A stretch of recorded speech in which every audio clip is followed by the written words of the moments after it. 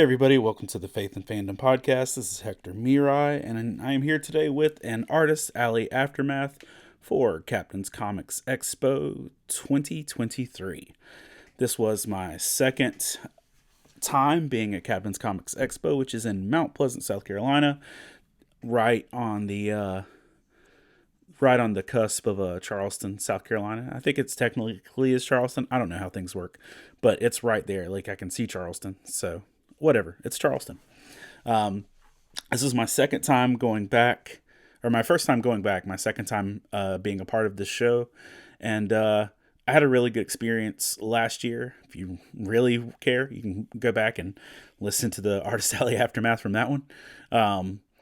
But this is one of those things, like when we sign up for shows, we sign up forever in advance. Like I signed up for this year's show in like July. So, it's been a hot minute. And, but with that, I was excited to do this show. I went last year with my middle child, Bella, and we had some good adventures in the area and the community and just really enjoyed that. And I met some really good people last year. And honestly, the people that I met last year were one of the main reasons I wanted to come back, plus just the general, kindness and good experience of the whole vibe.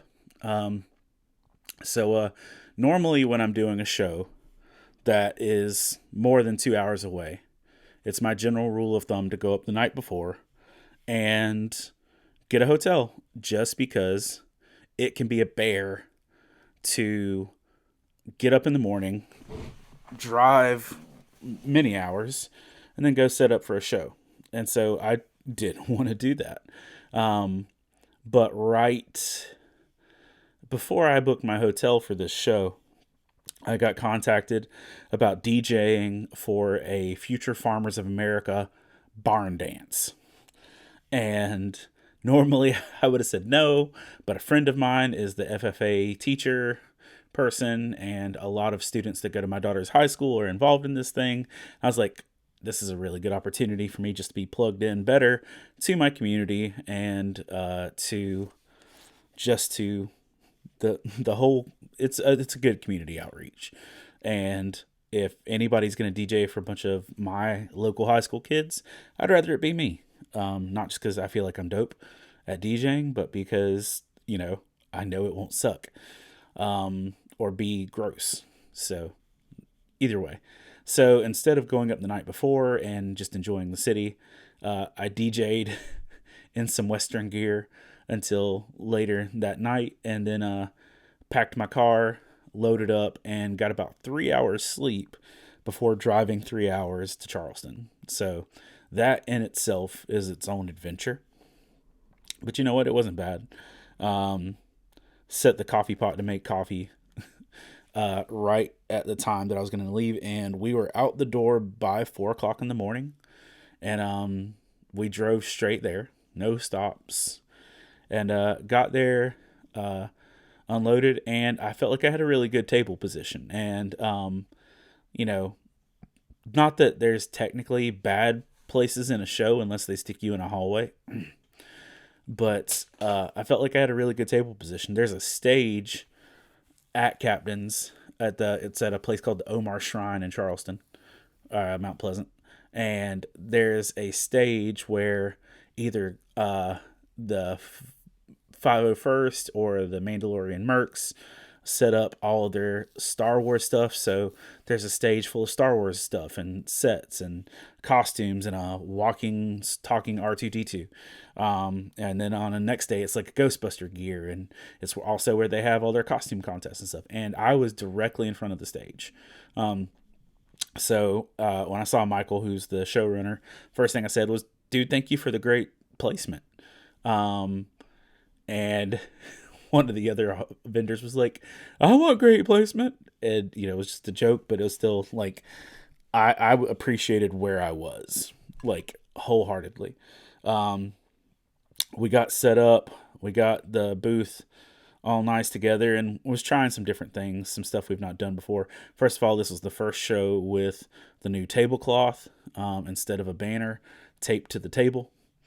And I'll go ahead and say, The front of the tablecloth is fine, but one of the reasons I never really wanted to do a tablecloth is because I personally know I'm messy, and if my kids or anyone else spill anything on that table, it's going to stain. And so just from where we were sitting our cup down, there's like a color differentiation, and I'm not quite sure how I can wash this thing yet, but I'll cross that bridge. But it did look good as it was. And we also had new stickers on display, and we were trying to display stickers a little more clearly as well. So Carmen and I set up the table, which is Carmen's my youngest daughter, and we set everything up, got all together, and then we had just enough time to go to Vicious Biscuit because she was hungry. And Carmen is a little bird. She's the tiniest member of our family, but she eats like a bird. She can barely eat half of a meal ever on anything. So whatever you buy, she's not going to eat it,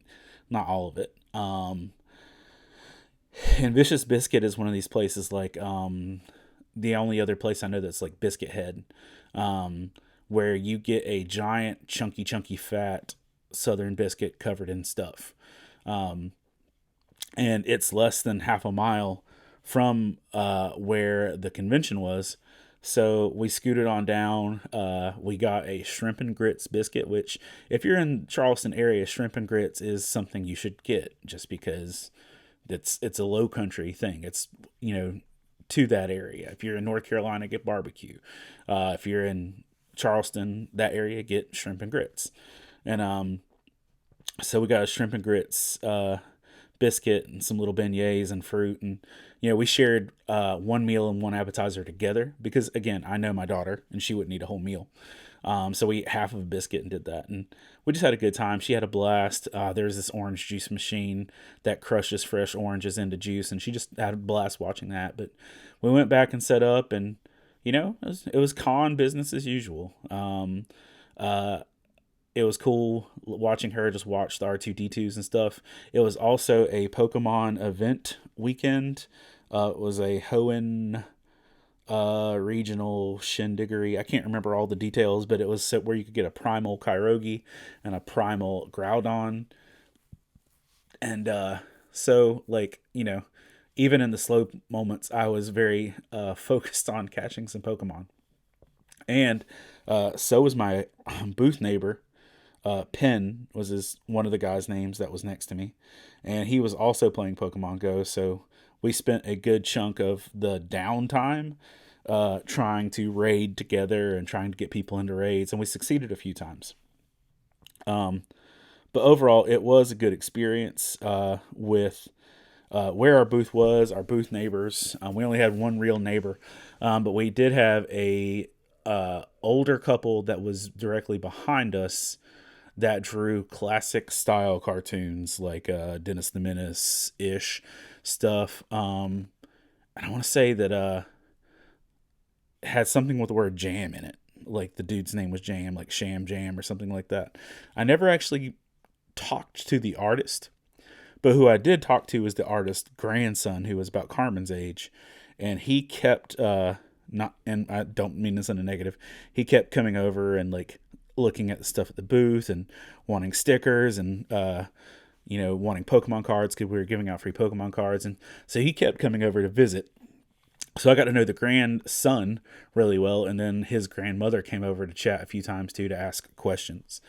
So those were literally probably the only two artists I interacted with at my table were the ones directly behind us and the guys directly beside us. The guys directly beside us, Penn and his partner, were making homemade comic books, or not homemade, but original comic books and manga.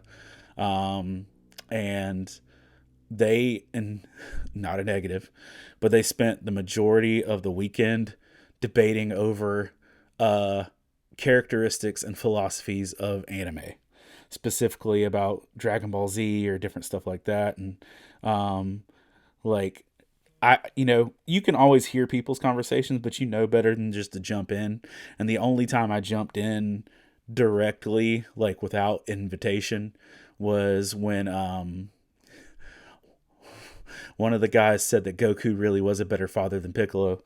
And, I got in there and just well, first of all, sir. And, they had very valid points. They weren't wrong or anything, but I had thoughts as well. But we had a good time just talking with them, and so one of the people that I actually wanted to go back to this show for was a dude I met last year named Jeff Turner. Jeff is a volunteer at the local comic shop there, Captain's Comics, as well as a showrunner. And last year, Jeff was genuinely probably one of the most encouraging interactions I had in 2022. Period. And Jeff had there's a picture of me and Jeff in book 8, and he's got a thank you in book 8 as well. But the first thing I did was I was like, man, I really hope I see Jeff. I want to give him a copy of book 8. So as soon as I walked in, before I even set up my booth, I saw Jeff. I took him a copy of book 8 once I dug it out, one of the hardbacks, and gave it to him and told him how much I appreciated him and stuff like that. And we had a moment. It was good. It was good and encouraging. And then, so getting to see Jeff then was good. And we talked a little bit, and Jeff's whole family is really involved in the con, and which I found out, and I thought that was really cool as well. And but he's just super cool dude, super encouraging, and and just probably the most vocally, spiritually encouraging thing I've had this year, and that goes for church life too.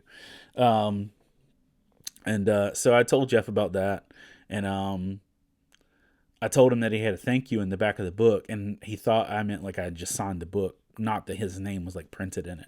So he had me sign it, and just kind of went on about it. And I'm not going to tell this linearly because it's a lot to go into.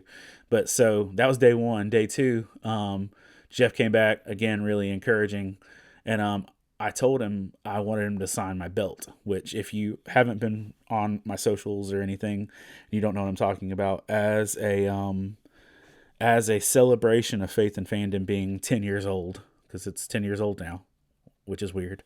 As a celebration of Faith and Fandom being 10 years old, I had a wrestling belt made for my Christmas present. The kids wanted to know what I wanted. I said, you know what? It'd be super dope to have a wrestling belt of Faith and Fandom. So I hope you get to see it in person. If not, there's pictures online.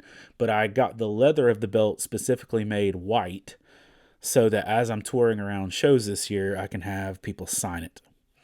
And so Jeff was the first person I asked to sign my belt this year. And when I asked him about it, and I don't think you would mind me sharing this, but when I asked him about it, he got emotional. And he said, look, man, I'm the tough one. You can't, I'm not supposed to cry or be upset about anything like that. And so we just had a moment where he's trying not to cry and I'm trying not to cry. And so, he said, tell you what, I'm gonna come back and I'll sign it then. And, so he went on back, and, then, in the time between when Jeff was at my booth then and when he signed it, his daughter, who's about my age, came by the booth, and we had good conversations about Coco, because she was wearing Coco Disney ears, and we talked about we talked about Firefly, we talked about a lot of different fandoms and stuff, and just had a really good encouraging thing. And she enjoyed a lot of the stickers. She picked up the sticker that I designed after our podcast with Marissa Ann Baker. Yeah, Mr. Ann Baker. Mr. Ann. Yeah, I forget people's social names versus their real names. But I did a podcast recently with Marissa from Sun Happens, and she had made the statement in the podcast, all hatred is self-hatred. So I'd made a sticker of that, and so Jeff's daughter and I got to talk about that, and just had a really good interaction. But she told me how much that her dad had been encouraged by Faith and Fandom, and I told her, well, your dad really encouraged Faith and Fandom, so win-win. And then so right after that, Jeff came back and he signed the belt, and he signed it with a passage from Proverbs 3, and he just spoke life into me. He poured it into me, and I tell you, it was a really good, encouraging time for me, just having these conversations with Jeff. And as he just continued to talk with me and share with me, the time came, and after he'd signed the belt, where he was gonna hand the belt over to me, and instead of handing the belt across the table, he stepped behind the booth, and handed it to me. And I took the belt from him and I was sitting it back on the shelf where it goes. And he, grabbed me and he hugged me. And, he, he told me, listen, I know this gets hard and I know that what you want to do, that what you're doing is important. He said that, there's a lot of people out there looking for something and they don't know what it is yet, and you're helping them find it. And he said that there's a lot of people out there with knowledge, or there's a lot of people out there with information, but not application. And that information plus application is knowledge. And that I was helping put knowledge into people's hands. And he just encouraged me a lot. And then he told me, he's like, I know this gets hard. And I know there's going to be times where you feel alone and you want to stop. But he said, don't you stop. And he just kind of shook me a little bit. Don't you stop doing this. And like at this point, we're both like choking back tears and everything. And then he just pulled me in real tight and he hugged me. And, like day to day, my hair is different. So like Saturday, I had my big lion mane of poofy hair out. And then Sunday, I had like my little samurai bun going on. And so, like, when he grabbed me, he like literally grabbed me by the back of the head and like held me in for a hug. And we're both like weepy, and he just started praying for me. And I don't ask for stuff like that. I still feel weird for me to ever even say, hey, I need some encouragement or stuff like that. And so for him to do that was very important for me. And so yeah, that was a big deal. So Jeff Turner, super cool dude.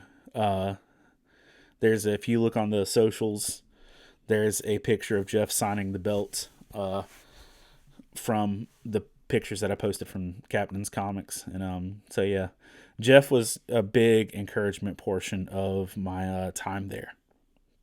There's another guy that I had met last year, and goes by Axe and ACTS, and he was one of the other people that I really felt a genuine encouragement from last year, and hoped I would get to talk to him again. And so almost all of Saturday went by, and I didn't see him. And I'm like, oh, maybe they're not coming this year.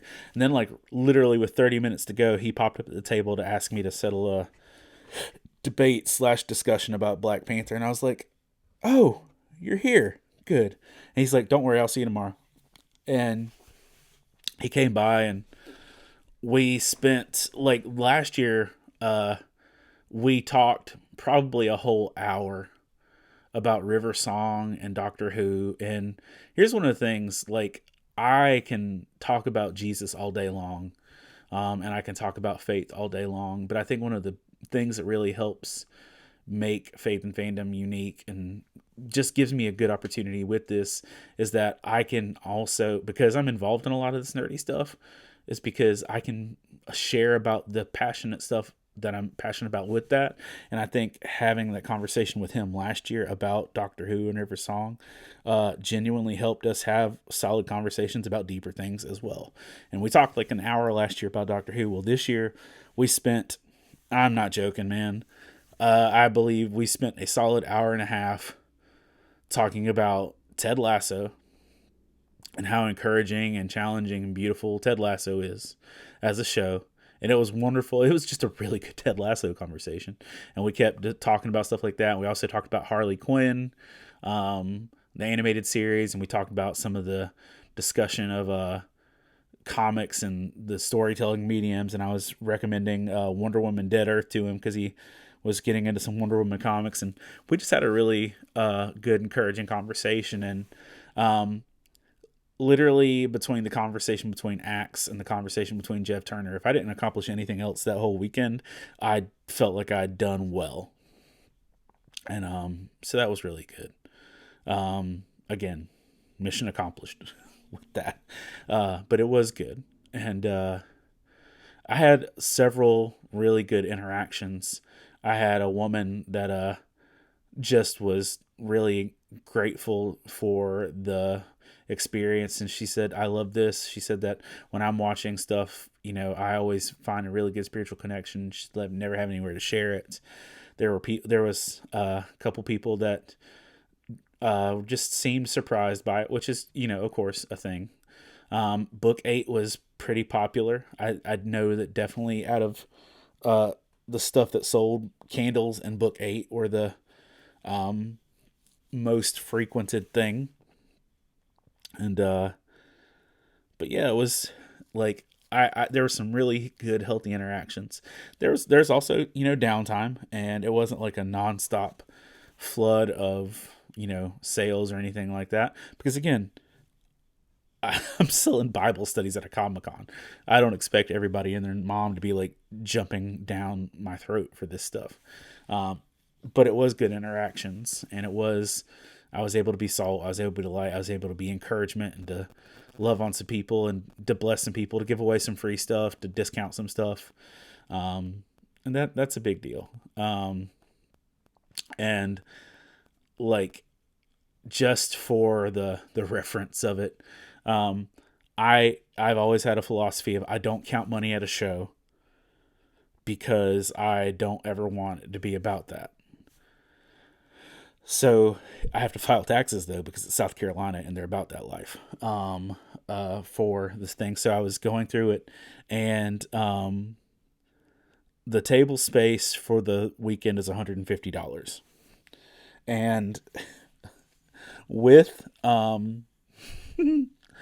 I made $151 in sales this weekend.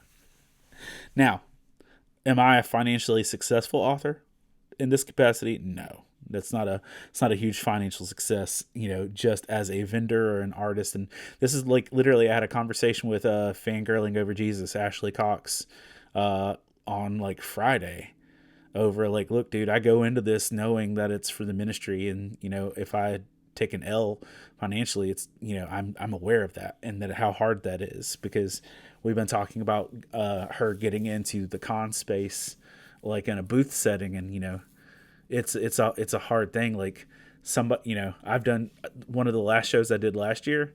I took a $90 loss just on table fee versus sales. I made $1 at this one, like over expenses. So, I don't feel any kind of negative about that way. And which is also just going to say, which is why I'm grateful for our Patreon supporters. And, just the, that extra bit of, padding helps this not be a detriment to my family. It's so that alone is a big deal. And that's also another thing too, is Carmen, getting to spend this time with Carmen was a big reason why I wanted to come back to the show. There's a bridge, the Arthur. In my head, all I'm seeing is Arthur Darvill, because it's Rory from Doctor Who. There's a bridge that's Arthur something Bridge, which is the bridge that connects Mount Pleasant to Charleston. If you've seen it, it's got two giant like V-shaped spires,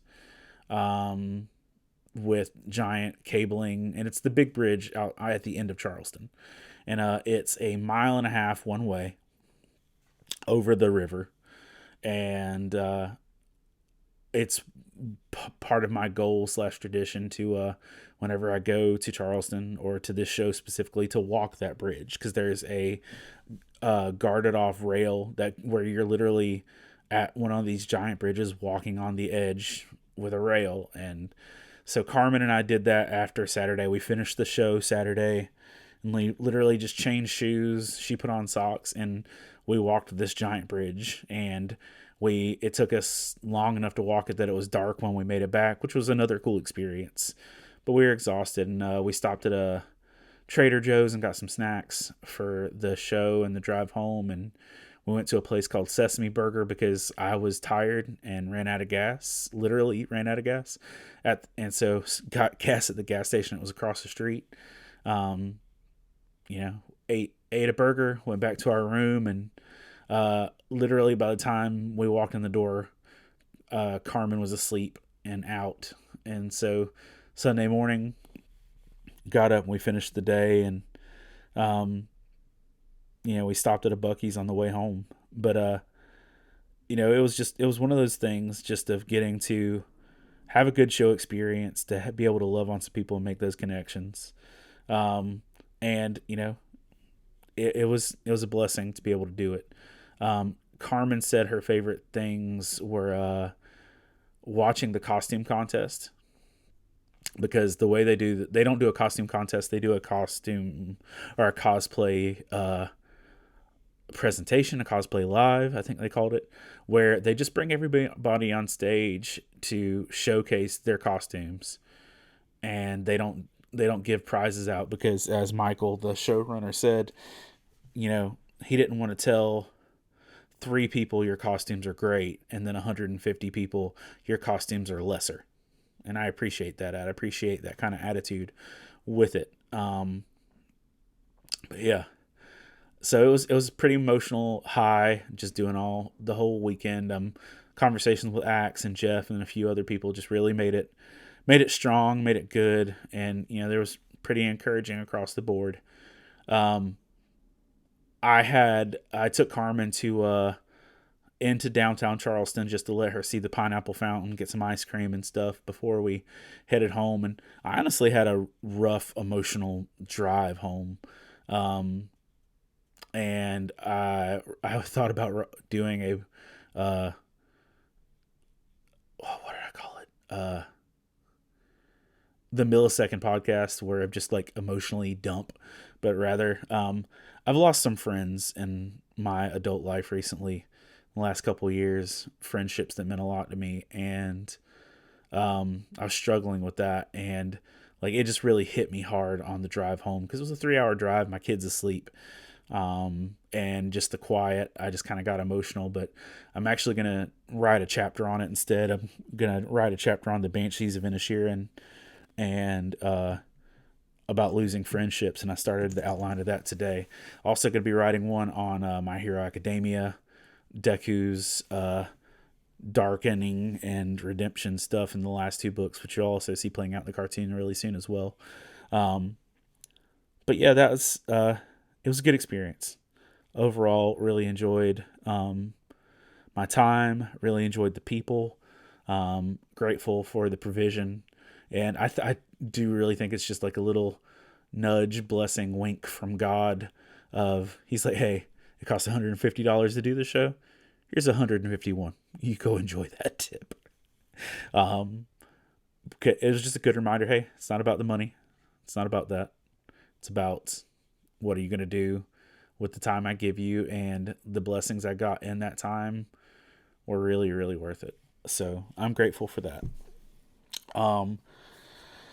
But yeah, so Captain's Comics Expo is usually the last weekend in February. I have no doubt in my mind I will be doing that again, as long as the Lord allows and this continues. I'll be there again. As I mentioned before, the Patreon supporters helped make this a successful weekend.